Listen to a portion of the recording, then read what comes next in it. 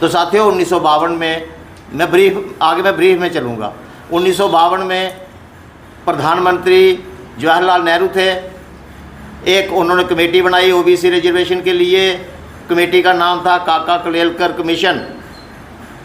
उस कमेटी ने रिपोर्ट दे दी 1955 में, लेकिन रिपोर्ट में लिख दिया कि इन ओबीसी लोगों को रिजर्वेशन मत देना, हैं तो ये कमज़ोर, इनको रिजर्वेशन मिलनी भी चाहिए लेकिन देना मत, क्योंकि पूरे हिंदुस्तान में विद्रोह हो जाएगा, आपस में झगड़ा हो जाएगा, डिस्टर्बेंस हो जाएगी पूरे देश में।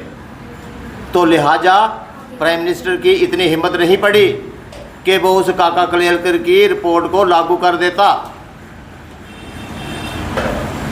तो साथियों कलेलकर कमीशन इस तरह से दबा दिया गया। फिर एक जनता पार्टी बनती है 1977 में।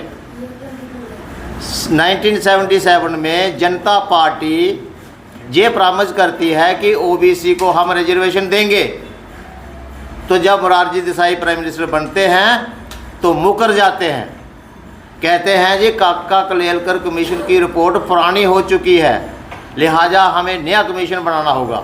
मतलब ये एक चाल थी, मतलब टालने की। जिस तरह से लोग सरकार बेवकूफ़ तो बनाती है, तो एक और कमीशन बना दिया गया, उसका नाम था मंडल कमीशन। 1978 में ये बना। तो मंडल कौन था? एक बिहार का एमपी था, वो बिहार का चीफ मिनिस्टर भी रह चुका है, और वो बिहार का मेंबर ऑफ पार्लियामेंट था, विंदेश्वरी प्रसाद मंडल, बीपी मंडल। उसकी चेयरमैनशिप में एक कमीशन बना जिसके 4 मेंबर भी थे। उस कमीशन ने 2 साल काम किया, 78 और 79 एंड 80। ये 31 दिसंबर को कमीशन बना है 78 में। तो मतलब 79 उसको मिला, 31 दिसंबर 1980 में उसने 2 साल उसको मिले थे। मंडल कमीशन ने पूरे 2 साल में ही एक्सरसाइज की, पूरे हिंदुस्तान में विजिट किया और रिपोर्ट दे दी, और उसमें 27% रिजर्वेशन ओबीसी के लिए रिकमेंड कर दी कि मिलनी चाहिए। 50 से 80 कितने साल हो गए? 30 साल। 30 साल तो हम पहले लेट हो गए। ओबीसी की रिजर्वेशन की बात चल रही है।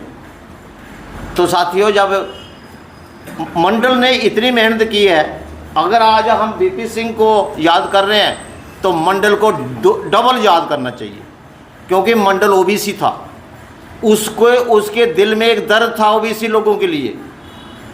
जो कलेलकर कमीशन था वो ब्राह्मण था, उसको ओबीसी के लिए दर्द नहीं था, इसलिए उसने लिख दिया कि देना मत। लेकिन मंडल के दिल में दर्द था। मंडल ने दिन रात काम किया साथियों, दिन रात। उसको पता था कि अगर मैं चूक गया तो गवर्नमेंट बहाना लगा के कहेगी बस अब कमीशन ख़त्म हो गया, हम एक्सटेंशन नहीं देंगे। इसलिए मंडल ने दिन रात काम किया। मंडल जम्मू कश्मीर में भी आया, जम्मू कश्मीर में आ चुका है, और उसकी रिपोर्ट मेरे पास है, जो कोई देखना चाहे तो ले सकता है। और उसमें वो लोग भी अभी जिंदा है जो मंडल से मिले थे, मंडल कमीशन से मिले थे, और जम्मू कश्मीर की अपनी प्रॉब्लम्स जो है वो बताई थी जी। हाँ, वो आए थे। तो साथियों इंदिरा गांधी प्राइम मिनिस्टर थी 1980 में।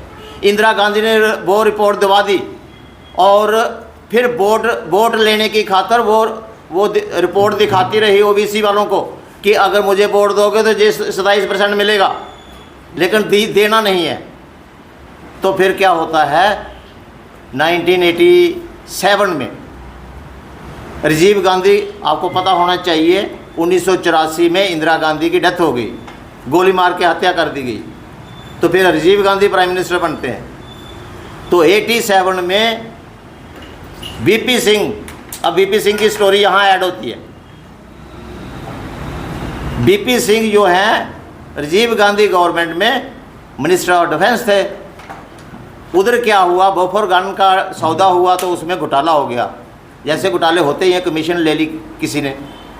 तो वीपी सिंह पर ये एलिगेशन लग गई कि मैं डिफेंस मिनिस्टर हूँ और मेरी डिपार्टमेंट में ही सौदा हुआ और इसमें घोटाला हो गया। तो वीपी सिंह ने रिज़ाइन कर दिया। कांग्रेस कहती है हमने इसको निकाल दिया, वीपी सिंह कहता है कि मैंने रिज़ाइन दे दिया। तो बीपी सिंह ने एक नई पार्टी बनाई, उसका नाम था जनता दल। जनता दल में सारे एससी और ओबीसी लोग थे। सभी एससी और ओबीसी लोग छोटी छोटी पार्टियां मिलकर जनता दल बना और उनका मैनिफेस्टो था कि यदि हमारी गवर्नमेंट बनती है तो हम मंडल कमीशन जो 27% ओबीसी को रिजर्वेशन रिकमेंड करता है हम लागू करेंगे। तो अभी हम उस बात पे आ रहे हैं कि क्यों जरूरी है इनका दिन मनाना। जनता दल जो बीपी सिंह की सरपरस्ती में बना, तो बीपी सिंह साहब ने इलेक्शन लड़ी 89 की। तो वो एक ऐसी इलेक्शन थी भारत के इतिहास में जो मनुवादियों के हाथों से पावर खींच के जो हम लोग हैं एससी एसटी ओबीसी उनके हाथों में पावर चली गई, राजपाट उनके हाथों में चला गया। बेशक उनका कन्वीनर बीपी सिंह था, राजपूत था, लेकिन वो जो जनता दल था उसकी 140-50 सीटें थी, उसकी सरकार बनी और as per promise BP Singh ने मंडल कमीशन की रिपोर्ट लागू कर दी जिसमें 27% का प्रावधान था। पूरे देश में विरोध हुआ कि क्यों लागू कर दी। साथियों, 27% रिजर्वेशन बहुत होती है, लेकिन ओबीसी की पॉपुलेशन 52% थी, आज भी होगी। तो बीपी सिंह ने जब लागू कर दिया तो पूरे देश में विरोध हुआ। बाकी लोगों ने, जनरल कैटेगरी वालों ने विरोध किया कि ये रिजर्वेशन ओबीसी को नहीं मिलनी चाहिए। तो बीपी सिंह की सरकार टूट गई due to implementation of Mandal commission. तो ये रीजन है कि जिस 27% को आज हम सेंट्रल गवर्नमेंट की नौकरियों में ले रहे हैं, आज से कितने साल पहले, 34 साल पहले ये बीपी सिंह जो थे, ये भारत के प्रधानमंत्री थे, इन्होंने 27% रिजर्वेशन ओबीसी के लिए लागू की थी। इसीलिए आज 34 साल के बाद भी इनका एहसान चुकाने के लिए आज हम इतनी गर्मी में यहाँ बैठे हुए हैं, इनको नमन करते हुए कि ये एक वाहिद पर्सन है जिसने अपनी कुर्सी त्याग दी, लेकिन मंडल कमीशन की इम्प्लीमेंटेशन को वापस नहीं किया। उसने कहा मैंने जो कह दिया सो कह दिया। तो ये वजह है कि बीपी सिंह जी का 25 जून को जन्म दिवस होता है, हमें मनाना चाहिए। और हमें, मैं खासकर बच्चों को कह रहा हूँ, हम जो लोग बड़े लोग बैठे हैं हम सबको पता है जो मैं बोल रहा हूँ, लेकिन मैं बच्चों के लिए खासकर रिपीट कर रहा हूँ कि आपको पता होना चाहिए कि ये जो रिजर्वेशन होती है, ओबीसी कोटा होता है, इसके पीछे क्या इतिहास है, कौन लोग हैं जिन्होंने हमारे लिए कुर्बानी की है, हमारे लिए अपनी प्राइम मिनिस्टरशिप छोड़ दी। तो ये लोग हैं, इनका चेहरा भी याद रखो, इनकी कहानी भी याद रखो। कुछ और अगर इनके बारे में ज्ञान प्राप्त करना हो तो गूगल आपके पास है, जाइए अपने घरों में गूगल में सर्च करिए, ऐसे आपको 100-200 पेज का इनका इतिहास आपको मिलेगा और ऐसे महापुरुषों को याद रखना चाहिए। बीपी सिंह के जन्म दिवस पे रोशनी डाली और जो उन्होंने ओबीसी के लिए किया वो आपको ब्रीफ में बताया। बीपी सिंह के लिए मैं थोड़ी इन्फॉर्मेशन शेयर करूंगा कि जो तमिलनाडु के सीएम हैं एमके स्टालिन, उन्होंने इनके काम को याद रखते हुए एक बहुत बड़ा स्टैचू चेन्नई में प्रेसिडेंसी कॉलेज में लगवाया हुआ है। मेरे ख्याल में बहुत सारे कम लोगों को पता होगा। तो पिछले साल 27 नवंबर को एक बहुत बड़ा स्टैचू चेन्नई में एमके स्टालिन, क्योंकि एमके स्टालिन ओबीसी है, उनको पता है कि ये क्या चीज़ थे, तभी इन्होंने स्टैचू लगाया है उनका। तो हमारे बीच में जो अगले स्पीकर हैं वो फ़कीर चंद सतिये जी हैं, जो state all India backward classes federation के स्टेट हेड हैं। मैं उनसे निवेदन करूंगा कि बीपी सिंह के जन्मदिवस पे अपने विचार रखें। श्री फ़कीर चंद सतिये जी। जोगिंदर जी, गुस्सा मत करना। आप बोल रहे थे कि कांग्रेस ने सपोर्ट नहीं की मंडल कमीशन की, मानता हूँ, पर जो आज सरकार है जिसने मंडल कमीशन रिपोर्ट लागू की, उसी को सरकार को गिराने का काम बीजेपी ने किया। ये भी उसके साथ बनती बात है, दोनों ही हमारे नहीं हैं। दरअसल मैं फिर थोड़ा सा इधर चला जाऊंगा कि बात सिर्फ वर्ण अवस्था पर आकर टिकती है कि जो लोग हुकूमत में हैं, जो लोग राजगद्दी पर बैठे हुए हैं, वो पहले भी राजगद्दी पर थे। आज आपने शायद तो डॉक्टर करण सिंह का एक बयान आया फ्रंट पेज पर, तो पहले भी लोग राजगद्दी पर थे, उस समय भी राजगद्दी पर थे। हमको, हमारे लोगों को, जो हम छोटी छोटी जातियां हैं, डोगरी बोला डोगरी, मतलब ये लोग नहीं चाहते है भी कि ये जातियां जिहड़ियां हत्थ कन्नै काम करने वालियां हैं, सेव करने वालियां हैं, उनके टुकड़े पर अस पलदे हे कि ये तरक्की करिए अगे आ जान, ये चिट्टियां कमीज़ां, बेल्टां, टोपियां शोपियां, ऐनकां कालियां पाई लैन। ये चाहते कि उत्थे गै रौहन। क्यों मैं मिगी भी तजर्बा एक प्राइम मिनिस्टर आए बिच जी अपने, चलो देवी लाल उनका नाम तुसें सुने दा होंदा, चौधरी देवी लाल सांबे वो आए, आई वाज देयर। उत्थे कुछ लोगें, कुछ लेडीज़ इकट्ठियां करिए ते उनके अगे पेश किया, देखो जी किन्ने गरीब लोग हैं। तो उन्हें एक अपने भाषण से एक बयान देता, अखला इससे तो भली आप उधर आना बिहार में, जे तो भली बांधती हैं, कपड़ा पहनने उधर तो औरतें नंगी फिरती हैं। और दूई गल उन्हें अपने भाषण दी थी कि टोकरियां बनाने वाला टोकरियां बनाए, कपड़ा बुनने वाला कपड़ा बुने, भारत में किसी किस्म की बेरोज़गारी नहीं रहेगी। ये है विचारधारा। क्योंकि मैं मिट्टी के बर्तन बना लिया कुमार जाति का, जब मैं मिट्टी के बर्तन बनाना तो मिगी लोड़ नौकरी दी। इस वास्ते ये परमात्मा ने वो शख्स भेजा मेरे को पहले कटारी साहब ने, मजबूरी, सियासी मजबूरी थी। क्योंकि जेडे थल्ले वाले जेडे लोग मते है उत्थे पुजे दे, पार्लीमेंट पुजे दे, वो लोग साड़ियां जाति दे, साढ़े पक्ष के लोग है। उन्हें असी सपोर्ट दी थी, तेरी सरकार जिंदा रह गया, उन्हें ये करवाया।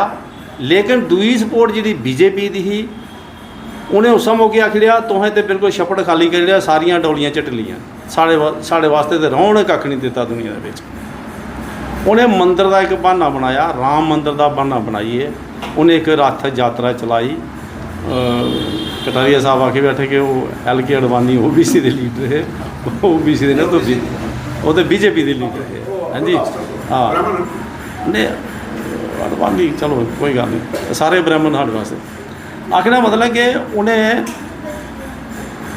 इस मंडल रिपोर्ट की लागू नहीं करने दे वास्ते उन्हें मंदिर मस्जिद दा एक यात्रा चलाई, एक पंगा खड़ा किया, लोगों इकट्ठे किया, गुमराह किया लोगों की कि उथे राम मंदिर था, राम मंदिर की मूर्ति ढाइए, उथे मस्जिद बनाई दी गई, वो बाबर ने ढाई, इं गुमराह करिए लोगों की, अपने कन्ने लाइए लोगों के आगजनी के केस करते। अस भी उसले ठीक है जियां RC गांधी का नाम लिया ने, RC गांधी और उस मौके साढ़े लीडर है जोड़े अज जज रिटायर्ड हुए हाई कोर्ट के, तो अस भी उनके कन्ने चलते है। मैं मुलाजम हाँ, प्रोफैसर कालीदास साहब बैठे थे, अपने मदन लाल चलोत्रा जी, एक वो 2-3 साथी है, RC गांधी के ब्रदर है एक साढ़े कन्ने, हाँ जी मोहन लाल, हाँ। तो ये लोग सारे लोग आह कट्ठे मतलब काफ़ी ग्रुप चलते हैं। साजिश इतों की गई कि बड़े लोगों उस मंडल रिपोर्ट का फ़ायदा इन्हें लोगों नहीं हो, इन्हें लोगों की नौकरियां नहीं मिलन, उसी ढाने वास्ते उन्हें मंदिर वाला प्रोग्राम चलाई तरह। मंदिर च बिच लोग जोड़ा हा मेजॉरिटी हिंदू वर्ग हा सारा डाइवर्ट हो गया, साड़ा मंदिर ढाई लिया। लेकिन असली मंदिर की पहचान साढ़े लोगों नहीं की है। सब तो पहला मंदिर ते माँ प्यो, स्कूल च एजुकेशन लगनी ही, लेकिन स्कूलों भी लोग बाहर आइए, कॉलेज बंद कर देते गए, यूनिवर्सिटियां बंद होई गई, निक्के निक्के स्कूल बंद होइए, अग जानी के केस होइए। और इत्थों तक की किया कि साढ़े नौजवान लोग बैठे त्रोइए सुने जरा बच्चे नहीं समझ लगनी, साढ़े मुड़े है जिंदे पर तेल सुट्टिया उन्हें, ये नोट कर लो, बच्चे साढ़े जिंदे पर तेल सुट्टिए इल्जाम लाई दिता गया कि मंडल लागू नहीं होने के पक्ष च इन्हें अपना आत्मदाह किया, उनके वाले नहीं किया। मंडल की ਉਹਦਾ ਜਿਹੜਾ ਫਲ ਪਾਉਣਾ ਹਾਂ ਉਹ ਵੀ ਸਾਡੇ ਹੱਕ 'ਚ ਹਾਂ, ਲੇਕਿਨ ਬੱਚੇ ਵੀ ਸਾਡੇ ਸਾਰੇ ਉਹਦਾ ਕਾਰਨ ਨਾ ਸਮਝੀ, ਤੇ ਨਾ ਸਮਝੀ ਦਾ ਵੱਡਾ ਕਾਰਨ ਕਿ ਇਸ ਜਿਹੜੀਆਂ ਗੋਸ਼ਟੀਆਂ ਕੋਲ ਦੂਰ ਰਹਿਣਾ। ਅਸ ਉੱਥੇ ਅਸੀਂ ਜਗ੍ਹਾ ਚਲੀ ਜਾਂਦੇ ਹਾਂ, ਐਸੇ ਸਮਾਗਮਾਂ ਚਲੀ ਜਾਂਦੇ ਹਾਂ ਕਿ ਜਿੱਥੇ ਸਾਨੂੰ ਉਹ ਮਤਲਬ ਗੱਲਾਂ ਸੁਣਾਉਂਦੇ ਨੇ ਪਰਮਾਤਮਾ ਦੀਆਂ, ਉੱਧਰ ਲਈ ਜਾਂਦੇ ਫਲਾਣੇ ਪਰਮਾਤਮਾ ਨੇ ਇਹ ਕੀਤਾ, ਢਿੰਗੜੇ ਪਰਮਾਤਮਾ ਨੇ ਇਹ ਕੀਤਾ। ਰੋਜੀ ਰੋਟੀ ਸਵਾ ਕੋਈ ਕੱਖ ਨਹੀਂ ਹੋਣੇ ਵਾਲਾ ਵੀ, ਤੇ ਰੋਜੀ ਰੋਟੀ ਦਾ ਸਾਧਨ ਹੈ ਐਜੂਕੇਸ਼ਨ, ਤੇ ਐਜੂਕੇਸ਼ਨ ਦਾ ਸਾਧਨ ਹੈ ਉਹਦੇ ਲਗਨ ਕਰੀਏ ਪੜ੍ਹਨਾ ਔਰ ਪੂਰੇ ਚਾਲੀ ਅਵੇਅਰ ਹੋਣਾ, ਪੂਰੀ ਨੌਲੇਜ ਹੋਣਾ। ਆਰ.ਸੀ. ਗਾਂਧੀ ਸਾਹਿਬ ਇੱਕ ਵਾਰੀ ਕਰਦੇ ਸਾਡੇ ਕੰਨੇ ਤੇ ਉਹ ਹੋਇਆ, ਮੈਂ ਉਹਦਾ ਵੀ ਹਵਾਲਾ ਦੇਵਾਂ ਥੋੜ੍ਹਾ ਜਿਹਾ, ਆਖਣ ਲੱਗੇ ਸਾਡੀ ਤੇ ਥਾਲੀ 'ਚ ਫੁਲਕਾ ਪਏ ਦਾ ਲੂੰਦੀ ਲਈ ਚੁੱਕੀ ਹੈ। ਉਹਨੇ ਲਫ਼ਜ਼ ਬੋਲਿਆ, ਆਖਲਾ ਸਾਡੀ ਥਾਲੀ 'ਚ ਫੁਲਕਾ ਪਏ ਦਾ ਲੂੰਦੀ ਲਿਖੀ ਚੁੱਕੀ ਹੈ, ਆਹ ਫੁਲਕੇ ਦੀ ਰਾਖੀ ਨਹੀਂ ਕਰ ਸਕੇ। ਅੱਜ 1992 ਕੋਲ ਲੱਗੀ ਹੈ, ਅੱਜ ਦੇ 34 ਸਾਲ ਹੋਈ ਆ। 34 ਸਾਲ ਦੇ ਵਿੱਚ ਉਹ ਜਿਹਨੇ ਜਨਮ ਲਿਆ ਉਹ ਅੱਜ 34 ਸਾਲਾਂ ਦਾ ਹੋ ਗਿਆ, ਕੀ ਸੋਚਦਾ ਹੋਊਗਾ। ਫਿਰ ਲੋਕ ਸਾਡੇ ਸੋਚਦੇ ਨਹੀਂ ਕਾਈਆਂ ਦੇ ਪੁੱਤੇ ਘਰ ਰੁਕਣਾ, ਇੱਕ ਬੜੀ ਨਿੱਕੀ ਜੀ ਗੱਲ ਸਾਡੇ ਹੋ ਗਈ, ਕਾਈਆਂ ਦੇ ਪੁੱਤੇ ਘਰ ਰੱਖਣਾ, ਜੋ ਮੁਕੱਦਰੇ 'ਚ ਲਿਖਿਆ ਉਹ ਨਾ, ਡੋਂਟ ਬਲੀਵ ਆਨ ਮੁਕੱਦਰ। ਮੈਂ ਇੱਕ ਨੰਬਰ ਦਾ ਨਾਸਤਿਕ ਬੰਦਾ, मैं कोहा मुकद्दर पर बिलीव नहीं करता। प्रिया प्रियचंद सतीश जी ने आज के दिन पे साथ में प्रधानमंत्री वीपी सिंह के जन्म दिवस पे अपनी बातचीत रखी। हमारे भी श्री विश्वकर्मा लाइब्रेरी के कन्वीनर साहब आए, हम उनका भी हार्दिक अभिनंदन करते हैं। तो अभी मैं 2 मिनट के लिए मंगाराम जी हमारे बीच बैठे हैं, प्रजापति सभा से सीनियर हैं, उनसे भी मैं निवेदन करूंगा 2 मिनट के लिए वो भी अपनी बात रखें। श्री मंगाराम जी।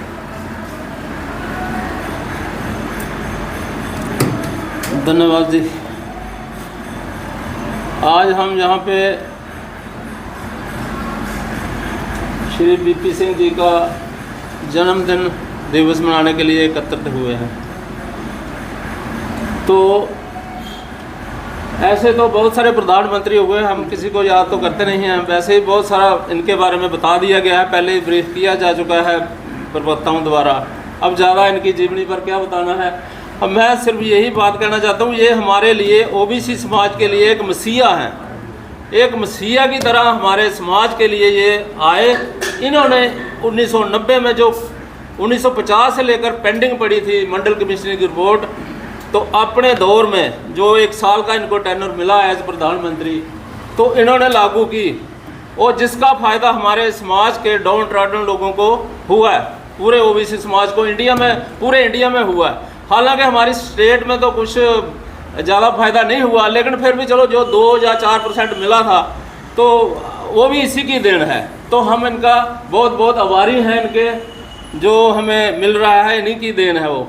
अब आगे का राह ये है कि सेंटर में तो 27% मिल ही रहा है, अब जो हमारी स्टेट में मिलना चाहिए वो नहीं मिल रहा है, हमें उसके बारे में संघर्ष करना है। हमें 2% से 4% तो लाया, चलो ठीक है 2 से 4 लाया, अब 8% जहाँ लाया गया ना, जो ये तो बिल्कुल इन्होंने ख़त्म ही कर दिया। एक समय 15 जाते और डाल दी और अगड़ी जाति की, और वो अल्टीमेटली वो जो मतलब डिल्यूट कर दिया गया सारा। अब इसका मतलब है कि हमें तो 2% से भी हमारे बच्चे कम आएंगे इसमें, ये इसका यही इसका सार निकलता है। तो बाकी ज़्यादा ना बोलता हुआ मैं यही कहता हूँ कि जो हमें 27% अगर नहीं दे रही उसके लिए संघर्ष करना है, और जो अनवांटेड जो अपर कास्ट की कौमें इसमें डाल दी गई हैं उनको किसी तरीके से डिबार करो, उसके लिए संघर्ष करो। तो मेरा बस यही कहना है, बाकी धन्यवाद जी। शुक्रिया मंगाराम जी। अब हमारे बीच ओम दलमोत्रा अर्श, जिनका तखल्लस है और सीनियर एडिटर हैं तिबरजूक के, मैं उनसे, और हमारी लाइब्रेरी और हमारे न्यू प्लाट मंदिर के पैट्रॉन्स भी हैं, मैं उनसे निवेदन करूंगा कि आज के दिन पे वो अपनी बातचीत रखें। श्री ओम दलमोत्रा जी। 1980 में जब मंडल कमीशन लागू हुआ तो मंडल कमीशन बन तो गया, मंजर आम पर तो आया, लेकिन मुल्क में लागू करने के लिए उनके सामने 2 बड़ी वजूहात थीं। एक तो ये है कि अगर ये लागू हो गया तो जो बड़े तबके हैं वो नाराज़ हो जाएंगे, बड़े तबके मीन्स जो अपर कास्ट्स हैं वो नाराज़ हो जाएंगी। अब मैक्सिमम हुकूमत में पढ़े लिखे वही लोग थे, और मैक्सिमम पढ़े लिखे लोग ही नौकरियों के लिए आएंगे, अनपढ़ के लिए तो नौकरी का तो सवाल ही पैदा नहीं होता। लेकिन सबसे बड़ी बात यह थी कि जिनके पास तालीम नहीं है उनके पास तालीम का मैसेज कैसे पहुँचे। आपको इस बात का भी एहसास होगा कि सारे भारत में मुख्तलिफ वक्तों पर मदन मोहन मालवीय से लेकर बहुत सारी तंजीमें जो सोशल सुधार के लिए सामने आई, जिनमें से लोग मारे भी गए। जब वो ये कहते थे कि सब लोग बराबर हैं, तो वो कहते हैं तेरा बाप भी बराबर है, तेरा बेटा भी बराबर है, तेरा पोता भी बराबर है तेरे।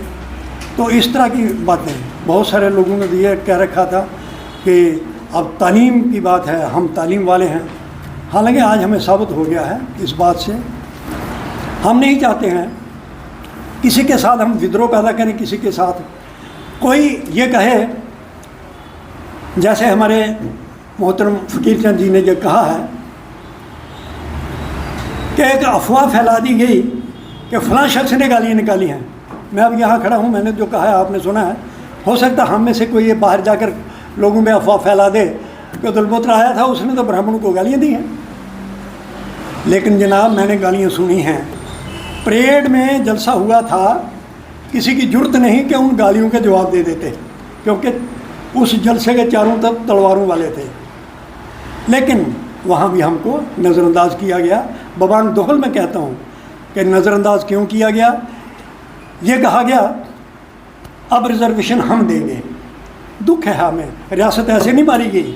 रियासत हमारे बीच में से ही लोग थे जिन्होंने रियासत को मारा है। लोग तो ठीक थे, जिनकी ज़रूरतें थी वो तो तड़प रहे थे हमें ज़रूरतें हमारी पूरी हो जाएं। लेकिन गवर्नर सक्सेना के दौर में राजौरी में एक मीटिंग बुलाई गई, पब्लिक मीटिंग थी, शायद 2000 लोग होंगे उनमें। तो सक्सेना अपने गवर्नर रूल के दौरान ये एक उन्होंने ऑर्डिनेंस पास कर दिया। ऑर्डिनेंस होता है जब तक उसको असेंबली पास ना करे वो लागू नहीं होता है। मैं जर्नलिस्ट हूँ, हमने वो सारे तमाशे अपनी आंखों से देखे हैं। मैंने उस पर आर्टिकल लिखा। लेकिन मेरा अखबार मेरी बरादरी का अखबार था। जैसे बैकवर्ड हमारी लोहार तरखान बरादरी है, वैसे ही मैं भी उन्हीं में से एक था और मेरा अखबार भी उन्हीं दिनों एक था। जो चलते फिरते थे उनको आज उनमें से हैं यहाँ लोग जिनको मैं उन दिनों भी ये कहा था, और यार ये हो गया है, ये करो, इसकी मुखालफत करो। जम्मू में किसी ने बड़े अफसोस के साथ ये कहना पड़ता है कि जम्मू में आवाज़ नहीं उठी।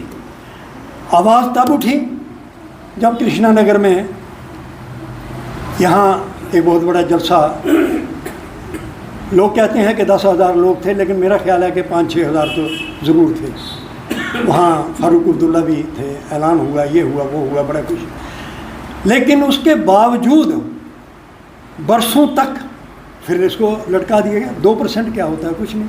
27 और 2 में फ़र्क, वो भी पढ़े लिखे हैं, वो अनपढ़ जाहिल नहीं है वो लीडर, उनको पता है कि 2 और 25 में और 27 में फ़र्क कितना होता है। तो हमें वो दे दी गई टॉफ़ी 2%। मैं ट्रेड यूनियनिज़म से निकला हूँ, मुझे पता है कि करना ये होता है कि जब हमारा मसला है कि हमें 100 रुपया चाहिए, हमें दे दिया गया आप ले लो 15 रुपये, 15 रुपये ले लिए। लेकिन असूल ये है ट्रेड यूनियनिज्म का, ले लो जितना मिलता है, लेकिन जद्दोजहद जारी रखो। जद्दोजहद हमारी जितनी मजबूती से, जितनी प्रबलता से जारी होनी चाहिए थी, वो नहीं हो सकी, क्योंकि सब लोग अपने अपने मज़े में थे। कि हमें अधिकारों की जो बात चली वो कहाँ से चली। मैंने शायद पहले भी प्रोग्रामों में कहा था कि इस देश की जो आज़ादी की लड़ाई थी, जिसको नेहरू और गांधी ने शुरू की, वो लड़ाई सिर्फ ये थी कि इस देश से अंग्रेज़ों को बाहर निकाला जाए। देश की जो बाउंड्री है इस बाउंड्री के अंदर जो हम अंग्रेज़ों का राज है उस बाउंड्री से बाहर निकाल दिया जाए, बाकी जो वर्ण व्यवस्था यूं की दूर रहे, यही उनका मकसद था। ये बात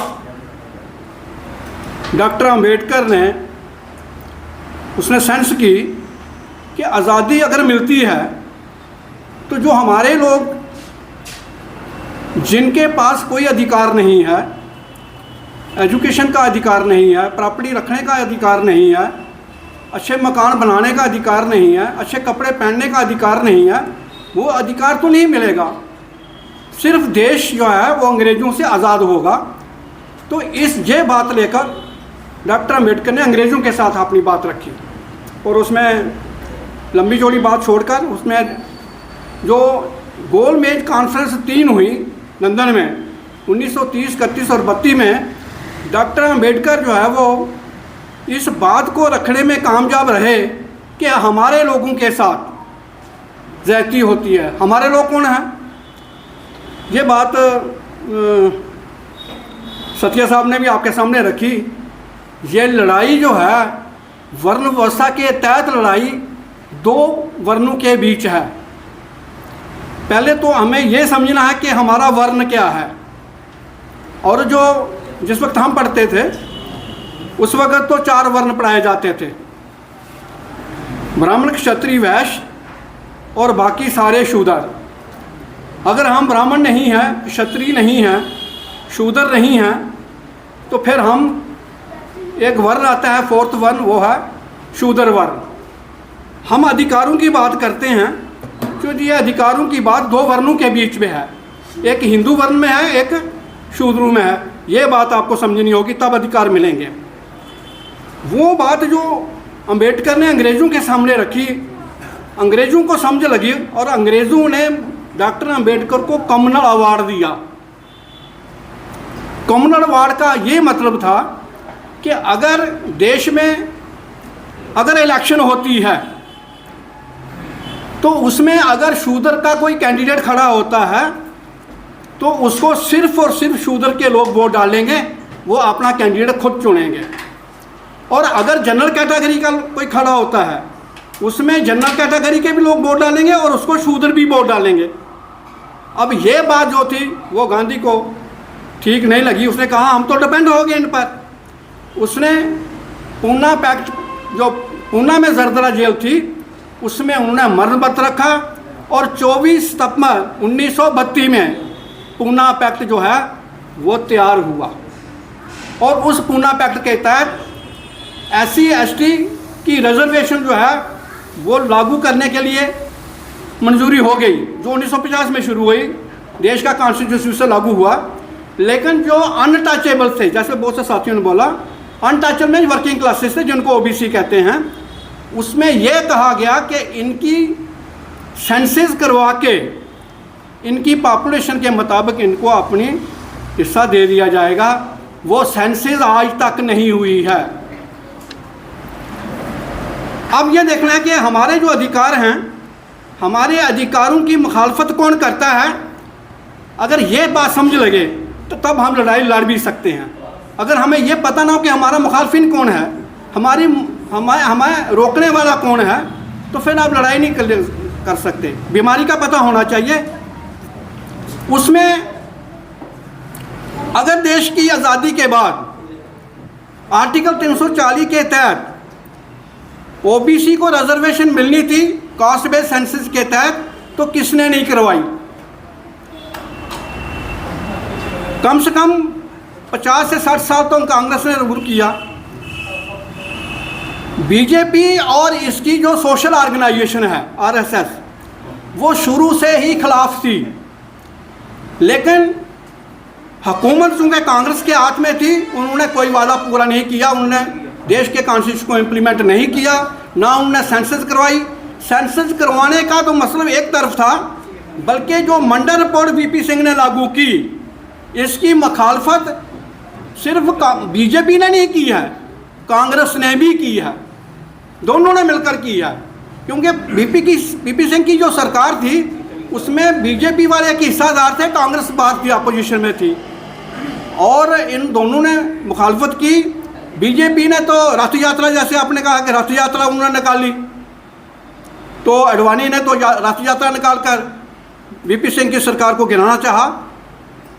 अब ये सारे के सारी जो पॉलिटिकल पार्टीज़ हैं, इसको आप हमें देखना, चाहे वो जम्मू कश्मीर के अंदर रीजनल पार्टी हैं या इसके अंदर नेशनल पार्टीज़ हैं, उन सब पार्टीज़ को चलाने वाले जो हैं मनुवादी हैं, उसमें मोस्टली ब्राह्मण हैं। तो वो हमें क्यों देंगे, चाहे वो मुस्लिम हैं। नेशनल कॉन्फ्रेंस को चलाने वाला जो है वो अब्दुल्ला है, वो अब्दुल्ला एक ब्राह्मण फैमिली है। मुफ्ती के अगर देखेंगे पीडीपी, तो उसको भी चलाने वाले ब्राह्मण हैं। जितने भी जो चलाने वाली पॉलिटिकल पार्टीज हैं, उस चलाने वाले सारे के सारे ब्राह्मण हैं। आपका कोई नहीं है, या वो चलाने वाले वो हैं, तो फिर हमें अधिकार कहाँ से मिलेंगे। एक बात हमें नोट करनी है कि हमें अधिकार फिर क्यों नहीं मिले। जब हमारी तादाद बहुत ज़्यादा थी, फिर भी हमें अधिकार क्यों नहीं मिले।